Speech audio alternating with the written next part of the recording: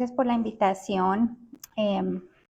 Como lo decían en la introducción, y me pareció súper excelente que el ingeniero que me predeció, si se dice así, me precedió, habló de la parte humana, porque eso es parte de lo que yo vengo a hablar hoy. Cuando estudiamos ingeniería, nos encantan las cosas técnicas, los números, la física, el experimento, y muchas partes de las que no se habla muy seguido y de las que tendemos a no desarrollar tanto son la parte humana, y después pues nos toca desarrollarla a medida que vamos creciendo profesionalmente. Entonces, parte del mensaje que se dio anteriormente, yo vengo a machacarlo un poquito más. Entonces, de nuevo, muchísimas gracias por tenerme acá, hablar con jóvenes ingenieros que están en formación. A mí me encanta porque vamos a estar en sus manos en un momento. Entonces la responsabilidad que les llega a ustedes es un poquito grande y por eso me gusta que podamos tener este tipo de espacios. ¿De qué vamos a hablar hoy? Vengo a hablarles de cómo hacer sostenible la práctica de ingeniería. Y muchas de las, cuando yo me paro en el stage y vengo a hablarles a la gente, normalmente traigo este mensaje.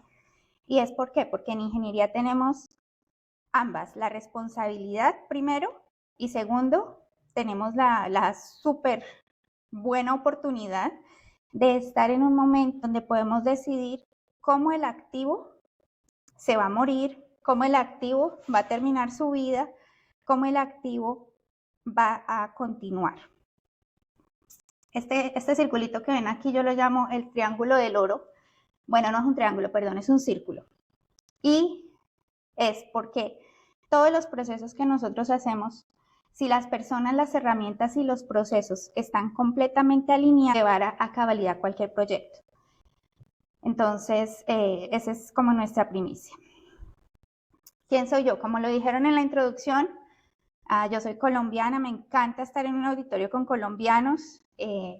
Soy ingeniera metalúrgica de la Universidad Libre, estamos en extinción definitivamente.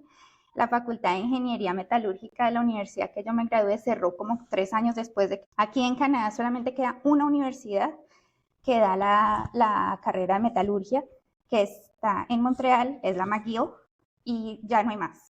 La Polytechnic cerró, todas las otras universidades que daban materiales o metalurgia cerraron. Entonces, las oportunidades son bien grandes. Yo estuve en el campo, dentro de los equipos, subiéndome por andamios, metiéndome para columnas y todo ese cuento por muchos años de carrera. Y me encantó porque tuve la oportunidad de ver cómo se ve el daño, cómo se ve la corrosión, qué es lo que es. Y luego, bueno, ya empecé mi escalación en la parte de liderazgo. Hoy les voy a hablar de esto. Les tengo una pregunta aquí. Los que ya han estado en charlas conmigo saben que a mí me encanta preguntarle a la audiencia. Cuando esta oruguita que están viendo en la pantalla está en su camino a volverse mariposa, si ella quiere tener los ojos verdes, ¿en qué momento lo tiene que decidir? Alguien no lo va a decidir cuando ya está en el capullo, ya es muy tarde.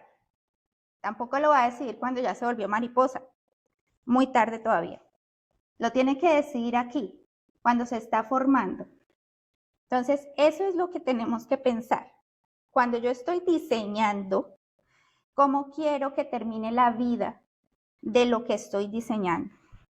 Entonces, hablábamos de todas estas súper importantes y todos estos materiales, la reciclabilidad, todo esto que nos presentaron los expositores anteriores. ¿Cómo vamos a cerrar la brecha? ¿Cómo van a terminar esos activos? Entonces, esa es la invitación. Prácticamente es ser como un doctor. ¿Qué es lo que está mal? ¿Qué es lo que no funciona? ¿Qué es lo que sí funciona? ¿Por qué estamos haciendo esto? Esa es la pregunta que tiene que tener la persona que diseña, que normalmente es el ingeniero. Yo he trabajado en proyectos en muchas partes del planeta y desgraciadamente siempre llego a unas conclusiones que son muy similares. Entonces vamos a hablar de eso. ¿Cuál es mi motivación? Esto, que seguimos seguimos haciendo contaminación de nuestras fuentes naturales de agua. Ahorita en Bogotá, aparentemente hay un racionamiento de luz y de agua. El día anterior se explotó una plataforma de Pemex. No hay personas que quedaron heridas. Entonces, ¿cuál es la otra motivación? La otra motivación es que, para los que no conozcan qué es lo que significa el rojo, el verde y el amarillo y el naranja en esta tabla periódica, son los elementos que están críticamente escasos en el planeta. Esto viene de una investigación que hicieron en la Universidad de Zaragoza, y esta imagen ya es un poquito viejita, tiene como 1 año y medio. Yo creo que ahorita esta imagen hay muchos más rojos de lo que había. ¿Y por qué nos debe importar, por ejemplo, a los metalúrgicos, si hay alguno ahí, o a los de materiales? Porque, por ejemplo, el níquel, el cobre, el cobalto están ya en la zona que pasó lo verde. Todo lo que pase verde ya es complejo para mí. Y esos son materiales o son elementos que usamos para aliar nuestros aceros para que se vuelvan no corrosivos. Entonces, queremos tratar de manejar la corrosión con minerales que ya no va a haber. Entonces, esa es la segunda parte de la motivación. Si eso no es suficiente, la siguiente parte de la motivación va a hablar de dinero, ¿no? Aquí en Canadá, por lo menos, siempre es el dinero. ¿Cuánto me va a costar y por qué tan caro? Entonces, en el 2021 hicimos el Impact Study, que es el costo de corrosión en Canadá. Yo hice el management de ese proyecto, y en todo el país el costo anual de corrosión está alrededor de 52 billones de dólares, un montón de dinero. Eso equivale más o menos a 3 por persona en el planeta. O sea, cada niño, cada mujer, cada mamá, todo el mundo tendría que poner 350 dólares americanos para cubrir este costo. Entonces, son cifras muy grandes. Finalmente, es la responsabilidad social, y el grupo anterior también lo dijo. Ellos quieren contribuir para algo de la social, que es parte de lo que tenemos nosotros los ingenieros que decimos, ¿no? Cuando tomamos decisiones, por ejemplo, los que conocen el incidente de Flint en Michigan, en la municipalidad decidieron eliminar el tratamiento de agua potable, o sea, el agua que la gente consume, y sin entender las consecuencias que se iban a tener. ¿Qué pasó con eso? Que las tuberías muchas tenían plomo y la gente se envenenó con plomo durante un periodo significativo de tiempo.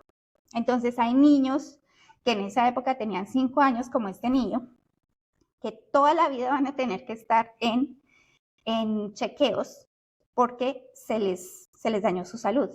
Estos son costos que no se pueden medir. Estos son costos humanos. Entonces volvemos a la parte humana. ¿Por qué?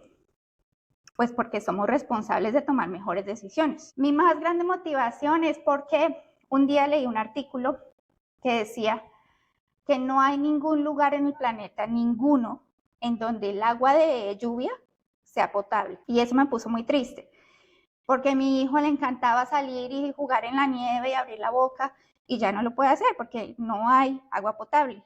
Pero además de todo me puso a pensar, si no es potable para los humanos, pero con esa agua estamos regando nuestras plantas, nuestros animales que comemos, ¿qué es lo que está entrando a nuestro cuerpo?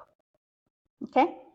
Entonces, si quieren motivaciones para ir a la parte de sostenibilidad, ahí les acabé de dar un montón. Entonces, de nuevo, ¿por qué las personas, las herramientas y los procesos? ¿Cómo se define la economía circular? Por ejemplo, en Canadá se define como un enfoque sistémico de producción para vivir dentro de los parámetros del mundo, que conserva los recursos materiales y disminuye el uso de energía y produce menos desechos. O sea, ¿qué es? Es como un ciclo, como natural. ¿Qué pasa con el árbol? El árbol no toma más agua de la que necesita. Toma la que necesita y ya. Y cuando se muere, sirve de abono para el piso. Eso es prácticamente lo que quiere decir. Entonces, ¿qué es lo que nos está diciendo? Que en vez de un modelo lineal, en donde hacemos la extracción, hacemos la manufactura, distribuimos, usamos y botamos, reempecemos esos círculos. Y en la medida que empezamos esos círculos desde la parte, mejoramos más el sistema. Entonces es pasar de una economía que simplemente produce, consume y bota, a produce, consume, pero cuando está produciendo, piensa en cómo va a botar y si es necesario botar, o se puede reutilizar, se puede romper, se puede vender para otra cosa, se le pueden sacar los elementos aleativos para poder volver a hacer la cadena, ese tipo de cosas. ¿Están conmigo? Levanten así los de eso. ¿Qué es el 8%? ¿Quién se imagina qué es el 8%? Lo que el mundo es circular. Todo el mundo. China, Colombia, Japón, Brasil, Estados Unidos, todo el mundo metido junto, solamente logramos circularidad del 8% de lo que producimos. Y eso debería de darle un miedo terrible a todo el mundo, porque hay fábricas en China que te producen 20.000 jeans cada minuto. Ciento de eso se circula. Entonces, bueno, ahí sigue otra parte de la motivación. Les voy a pasar un clip, les voy a pasar dos clips en esta presentación. La primera, ella es Alicia Valero, parte de la tabla periódica que les mostré de la Universidad de Saratoga. Ella fue la investigadora que la hizo. Es una persona magnífica que ha investigado muchísimo el daño y la depletion de los materiales, de los elementos de la tabla periódica. Voy a ponerles un extracto pequeñito aquí. Obviously, we should aspire to the so-called circular economy. We should try to recycle everything, right? The problem here is that, well, first, thermodynamically speaking, closing cycles is impossible. This is why we call it spiral economy and not circular economy. That said, we're still very far removed from that maximum, let's say, because no tiene sonido, okay. All the technologies are not thought in the end of life. Alicia estudia termodinámicamente los materiales, o sea, esto no es basado en habladería. Ella estudia termodinámicamente los materiales y lo que ella nos está diciendo en este extracto es que los materiales, los ciclos termodinámicos no pueden ser circulares porque termodinámicamente se pierde un poquito de energía cada vez que se va a tratar de cerrar. Entonces, termodinámicamente hablando, no se puede hablar de economía circular, sino ellos la llaman economía como de óvalo. Entonces se pierde un poquito y lo llaman espiral. Entonces se pierde un poquito y vuelve y empieza, pero un poquito menos y un poquito menos. Es por eso que, por ejemplo, cuando le sacamos el oro a las tabletas de circuitos de los aparatos electrónicos, no todo ese oro o esa plata o ese cobre que se impuso en ese material se puede reciclar. Además, económicamente hablando, es muy difícil de hacer ese proceso eficiente. Entonces, cuando estamos diciendo vamos a hacer reciclaje, chévere, buenísimo, pero el reciclaje debería ser la última parte. Lo que deberíamos de hacer es cómo lo estamos diseñando para que cuando lleguemos al final lo que haya que reciclar es muy poquito. Eso es prácticamente lo que dice. Entonces, volvemos aquí. Lo que ella dice es no esperemos a estar acá o acá o acá, sino ya desde el diseño vamos a decir, ok, la mariposa cuando va a salir queremos que tenga 3 ojitos en su ala, tenemos que tenga, yo no sé cuántas patas tienen, pero bueno, ustedes tienen la idea. Esa es la idea. Entonces, ¿cuál es, en idea, cuál es de lo que habla, por ejemplo, la Fundación Ellen MacArthur? De que no pasemos, de que nace, muere, se reproduce y muere, sino nace, crece, se reproduce y vuelve a nacer. Que eso es lo que pasa en la naturaleza. El árbol nace, crece, está ahí, da frutos, se le caen las hojas y cuando se muere sirve de abono. ¿Para qué? Para hacer otras cosas que siguen ahí. Así es que tenemos que pensar nuestros procesos. Así nuestros procesos, nuestros productos van a seguir y vamos a poder tener circularidad. Otra estadística. Este no tiene sonido, solamente va contando. Entonces, el % es el impacto que tiene el producto al momento de diseñarlo. Usted puede medir el 70% o hasta el 80% del impacto ambiental que cualquier cosa que usted diseñe lo hace al principio, lo puede saber desde el diseño.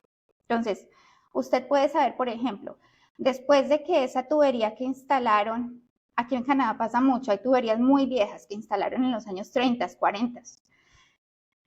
Al inicio, cuando diseñaron eso, hubieran podido mirar qué pasaba al final de su vida útil, mitigar hasta el 70 o el 80% de ese impacto desde que se diseñó. ¿Están conmigo? ¿Cómo lo hacemos desde la ingeniería y específicamente, por ejemplo, de la ingeniería que yo trabajo? La selección de materiales. La selección de materiales es súper importante. Ahí me corrieron el videito y no estoy viendo ya la selección de materiales es muy importante. ¿Qué hay que mirar? Condiciones que no son las continuas. Condiciones que llamamos offset condition. ¿Qué pasa cuando se apaga el horno y después lo voy a volver a prender? Eso no es como un switch off and on. Es un switch que uno tiene que tener un tiempo, porque si no el refractario se le daña. ¿Qué pasa con los cambios los manejos de cambios? Todos los que han estado en mi charla deben estar curados de escuchar lo mismo, pero lo voy a seguir diciendo. Yo llevo 21 años trabajando en esto y no he visto ni una planta donde el manejo de cambios sea eficiente. Esto no funciona y es parte, ¿por qué? Porque no hay un manejo de cambios que involucre las personas. Por eso me encantó que dijeran el conferencista anterior que tenemos que involucrar a las personas. Cuando uno va manejando y uno se va a cambiar de carril, normalmente uno debería mirar, ¿no? Si hay una moto, si hay un ciclista, si hay un perro, si hay alguien, si hay otro carro, pues porque si no se lo lleva, ¿no? Entonces, eso se llama mirar para ver si hay un blind spot. Es lo mismo con esto. ¿Usted entiende exactamente por qué le va a fallar ese equipo? Y si no entiende por qué le va a fallar el equipo, ¿qué es lo que no está viendo? Normalmente cuando yo estoy haciendo este tipo de charlas y estoy con operadores, la pregunta que les hago es, a ver, levanten la mano los que sepan cuáles son los top 10 bad actors, o sea, los equipos, los 10 equipos que lo pueden poner en mucho problema. Y ustedes me dirán que estoy loca, pero muy poquita gente levanta la mano. Entonces, si es algo por lo cual me van a llamar a las 2 de la mañana de que algo pasó en la planta, yo necesito saber por qué está pasando y cómo lo controlo. Entonces, todas estas cosas se hacen desadecuadas. Muchas veces estamos estamos inspeccionando equipos por inspeccionar, no porque estamos viendo los mecanismos de daño que necesitamos encontrar. Ya lo hablaron anteriormente. Minimizar la creación de desperdicios. ¿Y cómo hacemos esto? Con los assessments. Ahorita tenemos muchas herramientas, por eso en la parte de mi Golden Circle siempre hablamos de las herramientas. ¿Y qué va a pasar cuando ya no funcione? Lo voy a reusar, lo voy a reciclar, lo voy a remover, lo rediseño. ¿Qué es lo que va a pasar? Entonces, eso es lo que en todas estas etapas nosotros tenemos injerencia. En todas estas etapas como ingenieros nosotros podemos tener la posibilidad de aportar. Entonces, esa es la invitación. Otra cosa que se puede hacer y hablando de tecnología es, por ejemplo, los que saben qué son la inspección basada en riesgo o el Risk-Based Inspection, que está basado en la norma APEC. Cuando hacemos esos assessment al principio, podemos hacer escenarios. Así como uno hace un escenario en cualquier cosa de la vida. ¿Y qué pasa si hago esto en vez de esto? ¿Y qué pasa si me voy en taxi en vez de coger Uber? ¿Y qué pasa si me monto en la buseta en vez de caminar? ¿Y qué pasa si lo mismo? ¿Y qué pasa en este caso en concreto, por ejemplo, si el contenido de H2S sube? ¿Por qué? Porque después de que ya están haciendo perforación por mucho tiempo, el contenido de gas ácido incrementa. Entonces, en vez de esperar 20 años para llegar ahí y hacerse la pregunta, como ya sabemos que es un caso que probablemente va a pasar, se hace desde el principio y simplemente cuesta una truqueadita de la base de datos para que nos dé los nuevos resultados. Entonces, por ejemplo, en este caso, ¿qué pasaría si incrementa el valor del H2S a 28%? Ya tendrían 18 equipos en la categoría crítica en vez de 2. Entonces ya eso les da a ustedes una idea de qué se tendría que hacer. ¿Cuáles otras herramientas hay? los assessment de corrosión, la inspección de la optimización, yo ya les hablé del RBA. Entonces, finalmente, ¿qué decimos? Que entre mejores procesos tengamos con herramientas que son adecuadas y con gente que está entrenada para hacer este tipo de cosas, poder llegar a lo que llamamos ingeniería sostenible o ingeniería. Muchas personas dicen, pero ¿cómo se hace? ¿Dónde se hace? Entonces, hablando de la parte de pasar de la parte social, nosotros empezamos un podcast y los dos clips que les quería mostrar que no salieron están en el podcast. Si quieren escanear el QR code, ahí los lleva directamente a la página. Y pues, hemos entrevistado personas de muchísimas áreas, de solar, geotérmico, inclusive biomateriales. Y todos concluyen lo mismo. En el diseño es donde podemos controlar qué es lo que va a pasar con la vida útil de este material. Ahorita tenemos por ejemplo, viene el Corrosion Awareness Day, que es el 24 de abril. El año pasado un estudiante de Pakistán se ganó uno de los libros que enviamos. Este año vamos a enviar uno que se llama Corrosion Atlas, es como un atlas de corrosión.